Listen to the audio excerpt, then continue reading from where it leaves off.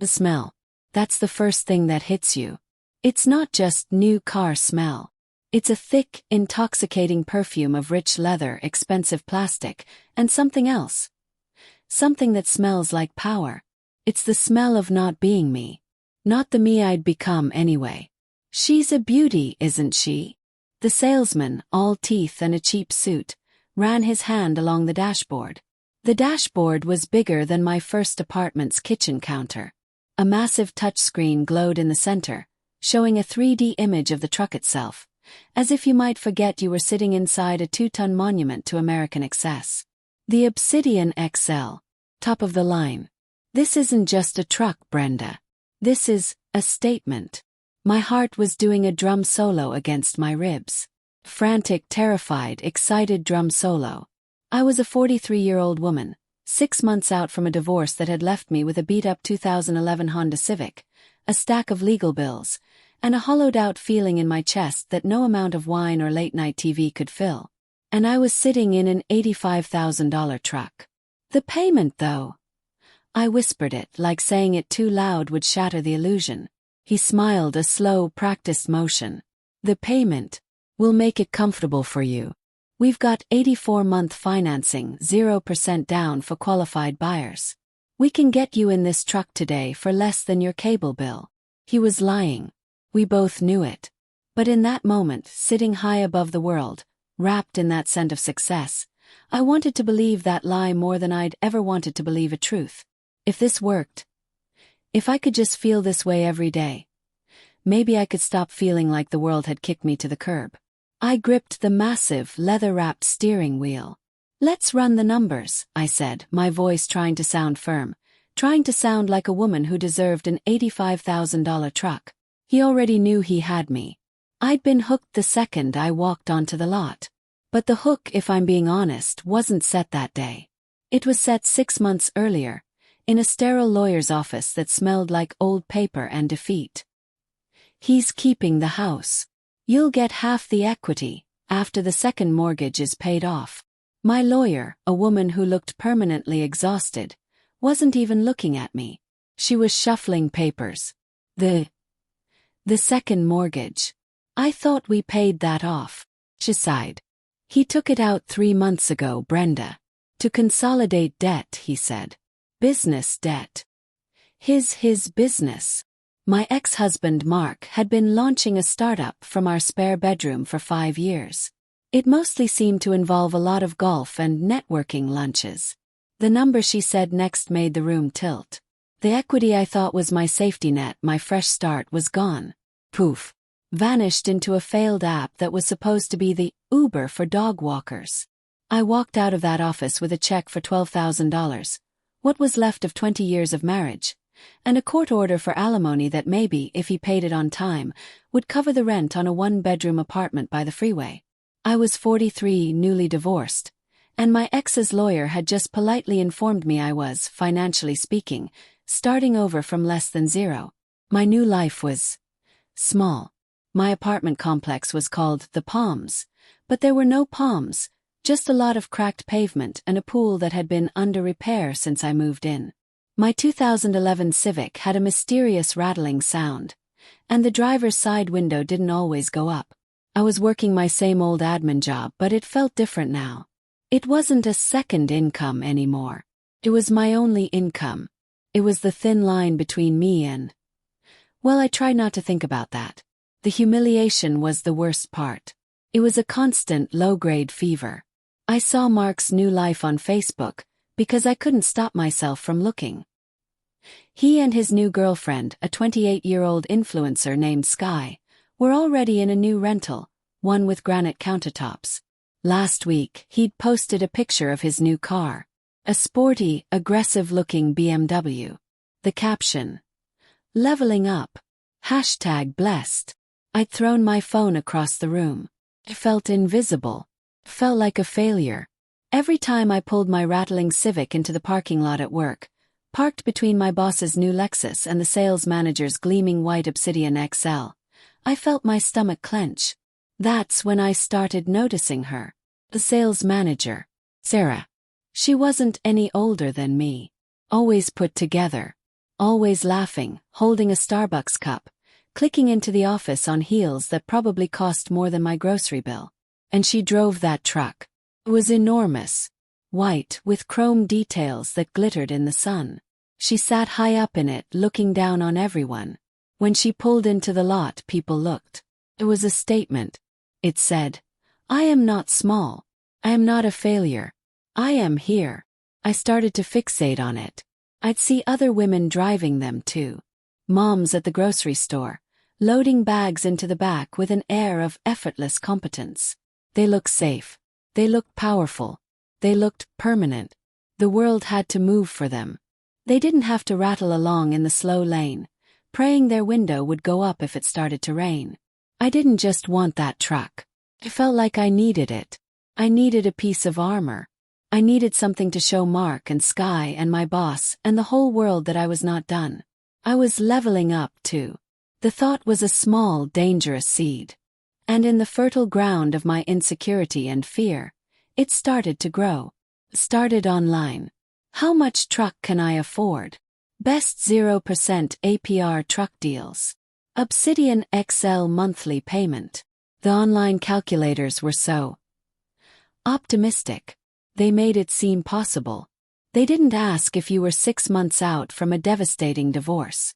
They didn't ask if your alimony was sporadic. They just asked for your income and spat out a number. My income wasn't great, but I had that $12,000 check. I hadn't touched it. It was my emergency fund. My new life fund. A down payment, a little voice whispered. A big down payment. That will make the numbers work. Then the ads started. My social media, my email, my browser. They were all filled with gleaming massive trucks. You deserve an upgrade. Don't just drive. Command the road. Special financing for women rebuilding their lives. Okay, I made that last one up, but that's what it felt like. The gurus on YouTube, the financial experts on TikTok. They all talked about investing in yourself. They talked about faking it till you make it. You have to project success to attract success, one guru said, standing in front of a rented Lamborghini. My 2011 Civic wasn't projecting success. It was projecting desperation. I told myself it was a practical decision. It's safe, I rationalized to my cat, who just stared at me. It's brand new. It'll have a warranty. No more repair bills. It'll save me money in the long run. It'll hold its value, I lied to myself, conveniently ignoring the research I'd seen about depreciation. I can start a side hustle with it. Like hauling things. I had never hauled a thing in my life. The temptation wasn't just the truck. It was the promise of the truck. The promise of a new identity. The promise of respect. The promise of feeling my heart not drop into my stomach every time I saw a car that looked like Mark's. The greed wasn't for money. It was for status.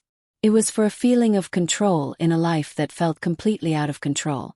It was the pure, uncut 100-proof FOMO of keeping up with the Joneses, or in my case, keeping up with the ex-husband and his influencer girlfriend. So, on a Saturday when the alimony check was late again and I just spent $300, I didn't have to fix the Civic's alternator, I did it. I put on my good blouse, the one that wasn't from Target, did my hair, and drove my rattling, squeaking symbol of failure to the Ford dealership. And that's when I smelled it. The perfume of power. 84 months. The finance manager, a different guy in a slightly better suit, slid the paper across the desk. That's 7 years. And with your $10,000 down payment. I'd flinched when I wrote that check, $10,000 of my $12,000 lifeline. We got your payment right where you wanted it. He pointed to the number.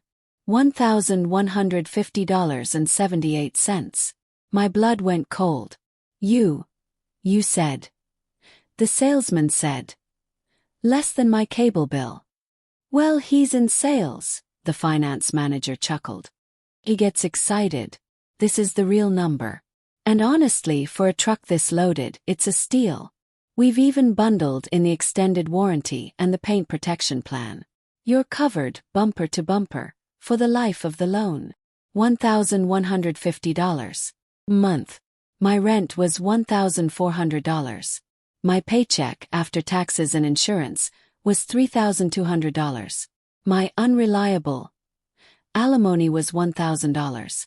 If the alimony came, that left me with, I did the math, my hands shaking, just over $1,600 for everything else. Groceries, utilities, my phone, my student loan payment I was still paying off. Everything. It was more than tight. It was a noose. I don't know. He started tapping his pen. That practiced, patient, impatient sound. Look, Brenda. A woman like you. You can't be driving around in that thing out there. He motioned to my poor Civic in the trade-in slot. It's a safety issue. You deserve to be safe. You deserve to have something reliable. And besides, you're already approved. The truck's being detailed for you right now. He'd said the magic words. Deserve. Reliable. The words I'd been starving to hear. My heart was pounding so hard I could feel it in my ears. The statement I'd wanted to make was about to become a financial suicide note. But the shame of backing out now.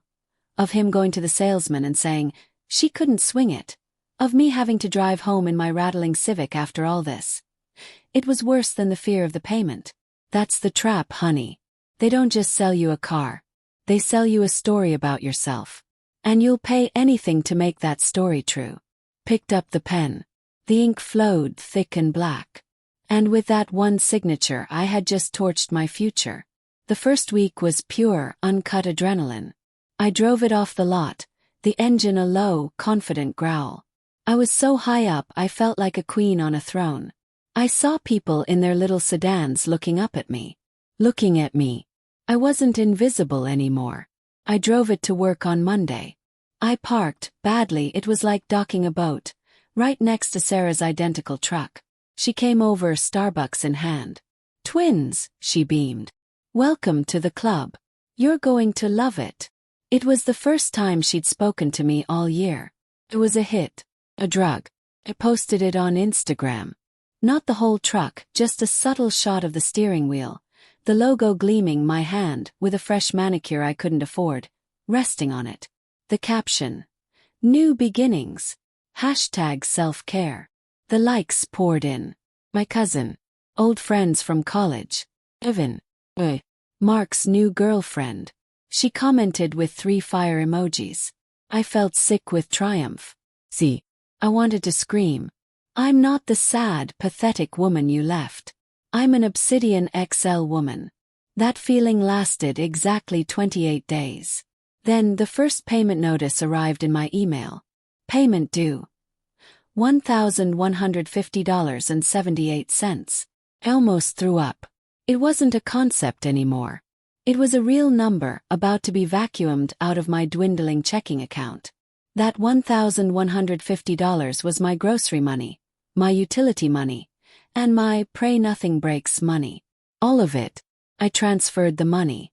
My $2,000 emergency remnant was now just $849.22. And the alimony check. It was late. That was the first month I floated the electric bill. I'll pay it next week, I told myself. When Mark's check comes in. Came in a week late. But the hole was already there. And then, the gas. Honey, nobody tells you what it costs to feed a beast.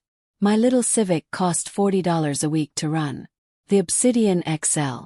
It had a 36-gallon tank. Cost me $140 to fill it up. And I had to fill it up every 5 days. I was spending over $500 a month just on gas to drive to a job that wasn't paying me enough to afford the gas. The math wasn't just tight anymore. It was impossible. The new beginnings high was gone, replaced by a cold, constant, vibrating panic. I started working late, not for overtime, there was no overtime, but just to sit in my office where the lights were free. I started a side hustle. Have you ever experienced the unique humiliation of delivering a $15 bag of cold tacos to a college kid in your $85,000 truck? Of pulling up to a fast food window and having the teenager laugh and say, "Nice ride.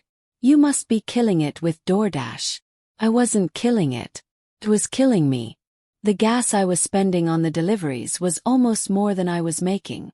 It was insanity. I stopped going out. Completely. Sorry, I'm busy, I'd text my friends. I couldn't afford a $15 movie ticket. I couldn't afford a $10 glass of wine. I was truck poor. All my money, all my status, was parked in my apartment's assigned spot, which it barely fit into, leaking value every single second. The truck wasn't my armor anymore. It was my prison. It was a beautiful, leather-scented, $1,150 a month cage. Everywhere I looked, I saw my failure. I'd be at the grocery store, carefully using the self-checkout, heart pounding as I watched the total creep up. Please let this be under $50. I'd pray the card would go through. And then I'd walk out and see that monster waiting for me. It was mocking me. The panic attack started 3 months in. I'd wake up at 3 a.m., my heart hammering, the number echoing in my head. $1,150.78.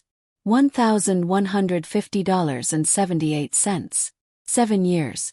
84 payments. I did the math on a notepad by my bed. Total cost. $96,665.52. For a truck. Truck I now hated. A truck I was starting to be afraid of. I was so focused on projecting success, I had forgotten to build it. I had bought the statement, and the statement was, I am a fool. The bottom fell out in month 6. Mark texted me. Hey, biz is slow. Sky and I are going to Bali for a sabbatical dash. Going to be off-grid. Need to pause alimony for a bit. Hope you understand. Alimony. For a bit. I read the text and I couldn't breathe. That $1,000 wasn't optional. It was the only thing keeping the $1,150 payment from swallowing me whole. My electric bill was already 30 days past due. My credit card, the one I'd been using for groceries, was maxed out. Payment was due in 3 days. I sat in the truck in the dark in my apartment parking lot. The new car smell was still there, but now it smelled like a funeral home. Smelled like failure. I put my head on the massive steering wheel, the one I thought was my symbol of power, and I sobbed. Not a quiet, dignified cry. A raw, ragged, gulping wail. I had traded my entire future, my security, my peace, for a pile of metal and a stranger's approval on Instagram. I had done this to myself. No ex-husband, no lawyer, no slick salesman. Me. I had done this. And now I had to undo it. The first call I made was to the dealership. I need to sell my truck back, I stammered. The voice on the other end was no longer warm. It was business. Sure, bring it in. We'll have our used car manager appraise it. When I got there, the used car manager, a guy chewing on a toothpick, walked around it once. He didn't even open the door. It's only 6 months old, I said, my voice trembling. It's perfect. He grunted. Market's flooded with 'em. These big gas guzzlers. People are trading 'em in like crazy. Best I can do is $62,000. I stopped breathing. 62. I paid 85. You paid 85 for the truck, the warranty, the paint protection, and the financing lady. The truck itself. It lost 10 grand the second you drove it off the lot. I'll give you 62. I owed. I checked my loan statement. $82,400. I was $20,400 underwater. I couldn't just sell the truck. To get rid of it, I would have to write a check for $20,000. I drove home mechanically. The world was gray. I was trapped. There was no way out. I was going to default. They were going to repossess my statement. My credit would be destroyed. I would be ruined. I spent 2 days in a fog. I didn't go to work. Just. And then I got angry. Got angry at Mark. I got angry at the salesman. But mostly I got angry at me. The me who was so weak, so needy, so desperate for approval that she'd signed that paper. No more, I said out loud to the empty apartment. No. More. The climb wasn't a single step. It was a brutal, bloody-kneed scramble up a cliff. First, I went to my credit union. A local place, not a big bank. I sat down with a loan officer, a woman my age named Cynthia, and I did the one thing I had never done. I told the truth. I'm newly divorced. I bought a truck I can't afford because I was stupid and sad. And I'm $20,000 underwater. I need help. I laid out all my papers. A loan. Late bills. My paycheck. I didn't cry. I was done crying. Cynthia looked at everything, her face unreadable. Then she looked at me. Well, you really did it, didn't you? Yes, I said. Okay, she said, tapping her keyboard. Here's what we can't do. We can't just make this go away. But here's what we can do.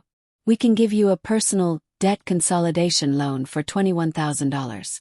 It's an unsecured loan, so the interest rate is high. Really high. 18%. Flinch. But, she continued, it's a 5-year loan. The payment will be $500 a month. You take that check, you go to the dealership, you sell them the truck for $62,000. And you give them that check plus our check to clear the title. You will be free of the truck. I would be trading one loan for another. But I would be trading a $1,150 payment for a $500 payment. And what do I drive? I whispered. With the last $800 in your emergency fund, she said, pointing to my bank statement. You buy a beater. Real one. Something for $800 cash from Craigslist. And you drive it until this new loan is paid off. It was a bitter, bitter pill. From an $85,000 status symbol to an $800 rust bucket. I'll take it, I said. The next day was one of the worst and best of my life. I drove the Obsidian XL, now clean, all my things removed, back to the dealership. I signed the papers. I handed over the $62,000 from the sale and the $21,000 check from my credit union. The finance manager didn't even look at me. It was just a transaction. I walked off the lot. I didn't have a car. I called an Uber to take me to see a 1999 Toyota Camry an old man was selling on Craigslist. It was beige. It had 190,000 miles. The check engine light was on. I handed him my last $800 in cash. I drove it home. The AC was broken. Smelled like old coffee. And as I rattled down the freeway, I did something I hadn't done in months. Smiled. I wasn't safe. I wasn't reliable. I was driving a car that might not start tomorrow. But I was free. The climb was just beginning. I now had a $500 payment, on top of all my other bills and zero alimony. I worked my 9 to 5. And then I went to my new second job. I was stocking shelves at the grocery store from 6 p.m. to 10 p.m., 4 nights a week. It was hard. My back ached. My hands were raw. I was exhausted. But every time I got that $500 paycheck, I didn't spend it. I walked it right into the credit union and put it directly on the loan. I was a woman obsessed. Ate rice and beans. Cancelled my cable. I canceled Netflix. Cut my own hair. I was living like a broke college student. But my bank account, for the first time, it wasn't going down. It was stable. The check engine light on the Camry. I YouTubed it.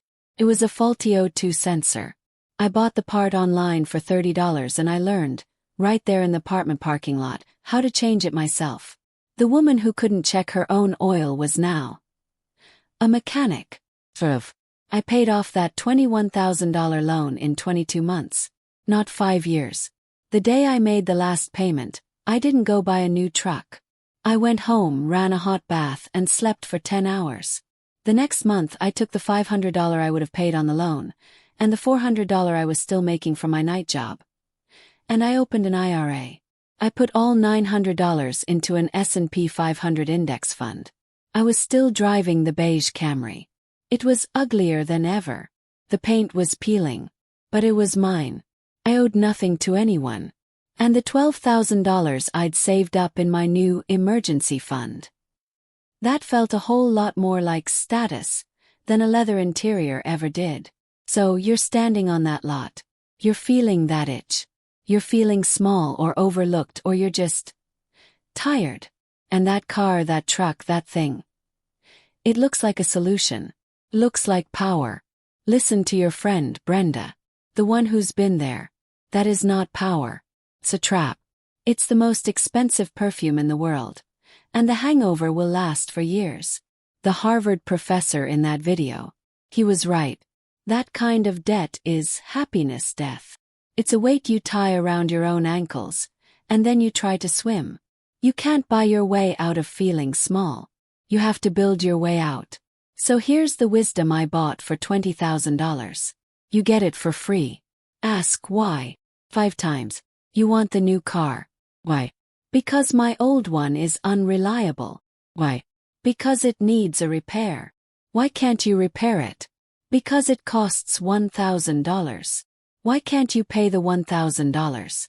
Because I have no savings. You don't have a car problem, honey. You have a savings problem. A $1,150 payment won't fix that. It will set it on fire. Separate the tool from the feeling. Are you buying a vehicle or are you buying a feeling? A vehicle is a tool to get you from A to B. Feeling is respect, success, status. You can never finance a feeling for 84 months. The feeling dies in about 30 days, but the payment is immortal. Heed the 20/3/8 rule. This is the only car math you ever need to know. 20% down. Finance for no more than 3 years, 36 months. And the total payment, principal, interest, and insurance, cannot be more than 8% of your gross monthly income. If you can't make that math work on the car you want, you can't afford the car. Period. By 3 years old. Always. Let someone else pay for that new car smell. Let someone else take the 30 to 40% depreciation hit in the first 2 years. You buy the car after its biggest financial cliff dive is over. You'll get a reliable modern car for half the price. Your net worth is your real status symbol. You know what's powerful. You know what's a statement. Not a truck. It's freedom. It's a fully funded emergency fund. It's a retirement account that's growing while you sleep. It's the ability to look at a late alimony check or a layoff or a medical bill and say, I got this. That I don't give a damn to think money in the bank. That is power. I sold the Camry, by the way. After 2 years, I'd saved up $8,000 in cash. I bought a 5-year-old Honda CR-V. No loan. No payments. The other day I saw Mark. He was filling up his BMW at a gas station. Looked tired. Cratch. He looked tired too. He nodded at me. I nodded back from my paid-for Honda and I just drove away. I didn't need to make a statement. I was the statement.